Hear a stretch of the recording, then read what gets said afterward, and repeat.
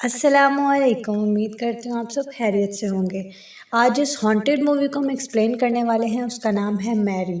इस मूवी के शुरू में दिखाया जाता है कि एक पुराने ज़माने में एक रूह हुआ करती थी। उसे रात के टाइम किसी ने पानी में डुबाकर मार दिया था और सुनने में ये भी आया है कि उसके बच्चों को उससे दूर कर दिया था। और वो रूह अब कहते हैं कि वो रूह अब सबके बच्चों को उनसे दूर कर देगी और वो दोबारा से उठ कर आएगी। फिर हमें एक लड़की दिखाई जाती है जिसका नाम सारा होता है। वो यूएस के सिटी जैक्सनविला में बीच के किनारे पानी के ऊपर अपनी दो बेटियों के साथ तैर रही होती है।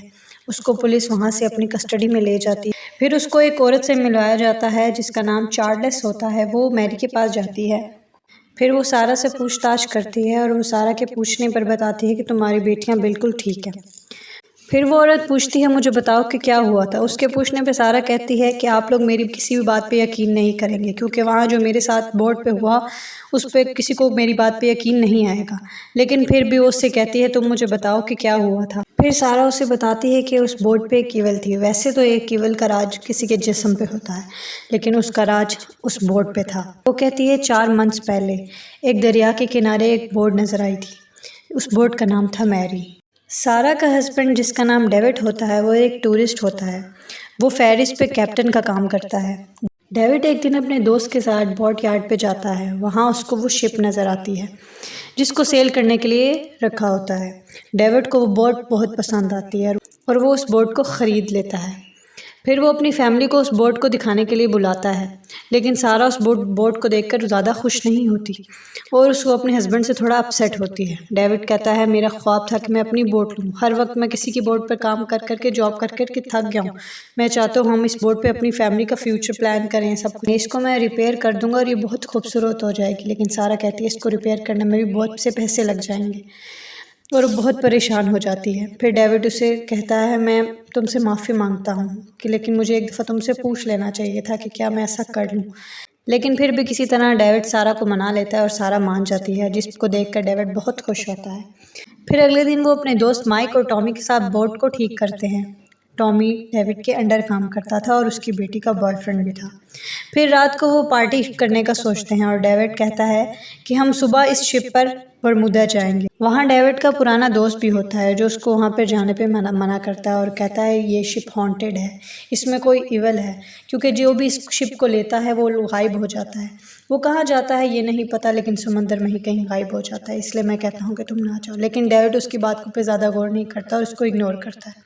फिर टॉमी को कहता है कि हमारी फ़ोटो बोट के आगे खींचो। फिर जैसे ही टॉमी उस बोट के आगे उसको खींचता है उसको एक फ्लैश नज़र आता है लेकिन वो इसको इग्नोर करता है। फिर अगले सीन में सारा को दिखाया जाता है जो अपनी बेटी मैरी को सुला रही होती है लेकिन उसको एकदम अपनी बेटी की जगह एक जली हुई बॉडी नज़र आती है और वो बहुत डर जाती है और चीखने लग जाती है। साथ ही उसकी आँख खुल जाती है। फिर डेविड अपने दोस्त माइक और टॉमी के साथ बरमूदा के लिए निकल जाते हैं और मैरी उनकी छोटी बेटी होती है जो हर टाइम ड्राइंग बनाती रहती है। उसके थोड़ी देर बाद सारा मैरी को उसके रूम में देखने जाती है। वहाँ उसको बहुत अजीब सी ड्राइंग नज़र आती है जिसमें एक अजीब सी औरत बनी होती है लेकिन वो इसको दरगुजर कर देती है। फिर रात को डेविड को दिखाया जाता है जिसको ख्वाब में एक अजीब सी औरत नज़र आती है और वो डर जाता है और उठता है। फिर उसको महसूस होता है कि ये शिप तो चल रही है। फिर वो इसको देखने के लिए ऊपर जाता है और देखता है वहाँ पे तो टॉमी खड़ा होता है। वो टॉमी से पूछता है तुम इस शिप को क्यों चला रहे हो। तो टॉमी जैसे ही पीछे मुड़ता है वो लोग देखते हैं कि उसने तो खंजर से अपने आप को सीने में टैप किया हुआ है।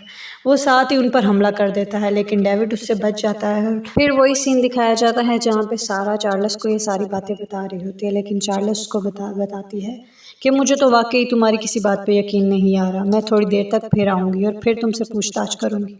अगर तुमने फिर से यही बातें की तो तुम्हें मर्डर्ड समझूंगी।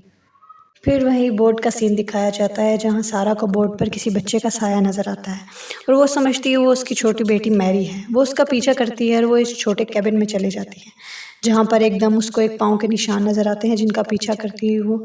वहाँ पर लाइट चली जाती है। उसके पास एक लाइटर होता है। वो लाइटर की मदद से लाइटर जलाती है लेकिन उसको वहाँ पे एक औरत नज़र आती है और वो बहुत डर जाती है। इतने में उसका हस्बैंड वहाँ आ जाता है और कैबिन का दरवाज़ा खोलता है। फिर वो अपने हस्बैंड को सारी बात बताती है लेकिन वो उससे कहता है ये तुम्हारा वहम होगा। अगले ही दिन डेविड को रिपोर्ट मिलती है कि टॉमी ने हॉस्पिटल में सुसाइड कर लिया है। ये सुनकर वो दोनों बहुत परेशान होते हैं और अगले सीन में ये उनकी छोटी बेटी मैरी कहती है मेरी फ्रेंड के लिए खाना क्यों नहीं बनाया। फिर बड़ी बहन कहती है कि इसको अकेले में बातें करने की आदत हो गई है, रात को सारी सारी रात बैठकर अकेले बातें करती रहती है। जिस पे उसकी माँ कहती है ऐसा मत करो, जिस पे उसकी छोटी बेटी को गुस्सा आ जाता है और वो गिलास उठा के अपनी बड़ी बहन के सर पे मार देती है, जिस पे उसके पेरेंट्स पे बहुत गुस्सा करते हैं। फिर सारा को मैरी की कैबिन में एक ड्राइंग मिलती है जिस पे एक औरत सुसाइड कर रही होती है।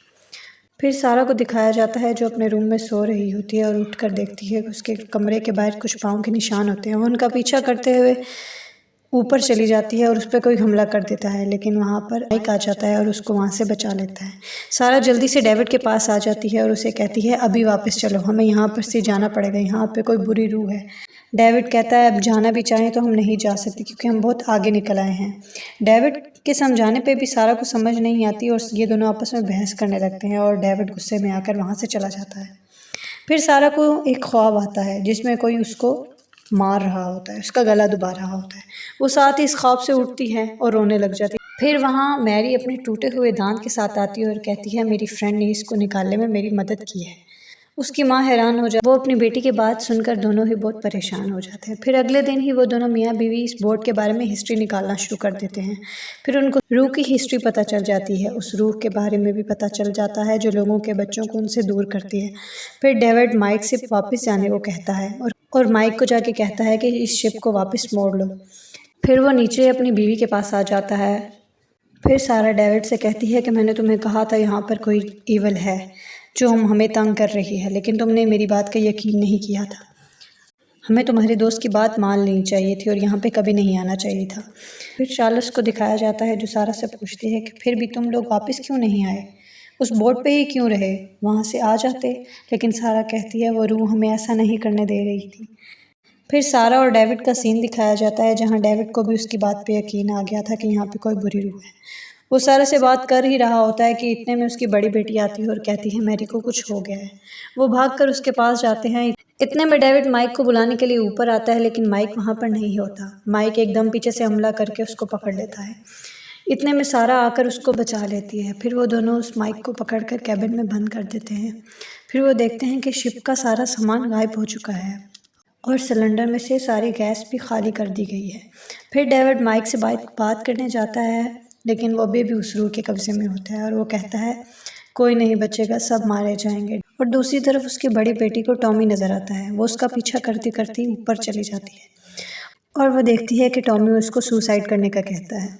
वो रोते हुए सुसाइड करने ही वाली होती है, लेकिन पीछे से डेविड आ जाता है और अपनी बेटी को बचा लेता है। किसी तरह से माइक उस कमरे से निकल कर बाहर आ जाता है और उस डेविड पे हमला कर देता है और वो बेहोश हो जाता है। फिर वो सारा के पीछे जाता है और उसको भी पकड़कर बांध देता है। फिर वो डेविड को उठाकर पानी में फेंक देता है और सेम ऐसे ही सारा को भी उठाकर पानी में फेंक देता है, लेकिन सारा अपनी रस्सियाँ खोलकर ऊपर आ जाती है और डेविड पे हमला करती है ताकि डेविड पीछे से आकर उसको एक खंजर मारकर बोट से नीचे गिरा देता है। फिर डेविड उस शिप को संभालने लग जाता है और सारा अपनी बेटियों को ढूंढने के लिए नीचे चली जाती है और देखती है कि उनको एक छोटे से कैबिन में बंद करके रखा है। वो उनको लेके आ ही रही होती है कि उसको वहाँ पे फ्लेयर गन नज़र आती है। वो फ्लेयर गन को भी अपने साथ ले आती है। ऊपर आते ही वो अपनी बेटियों को लाइफ जैकेट्स पहनाकर पानी में उतार देती है और साथ ही साथ वहाँ पे ईवल आ जाती है और डेविड पे हमला कर देती है और हमला करके उसको मार देती है। सारा ये देखकर उसके पीछे जाती है। जैसे ही फ्लेयर गन चलाती है वो ईवल को लग कर साथ ही एक गैस पाइप को लग जाती है, जिससे बहुत बड़ा धमाका होता है, जिससे सारा पानी में गिर जाती है। और जब उसको होश आता है तो वो पानी के ऊपर तैर रही होती है। वो अपनी बेटियों को ढूंढने की बहुत कोशिश करती है, लेकिन वो उसको नहीं मिलती।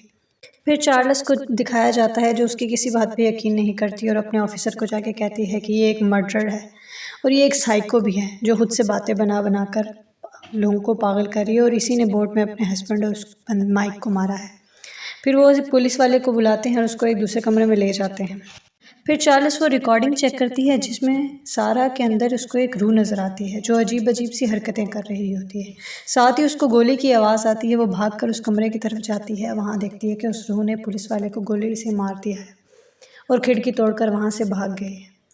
अगर आपको मेरी ये हॉन्टेड मूवी एक्सप्लेन करना पसंद आई है तो इसको लाइक कीजिएगा और सब्सक्राइब कीजिएगा। अगर आप चाहते हैं कि इसी तरह की हॉन्टेड मूवीज़ आएँ तो प्लीज़ कमेंट बॉक्स में कमेंट कीजिएगा।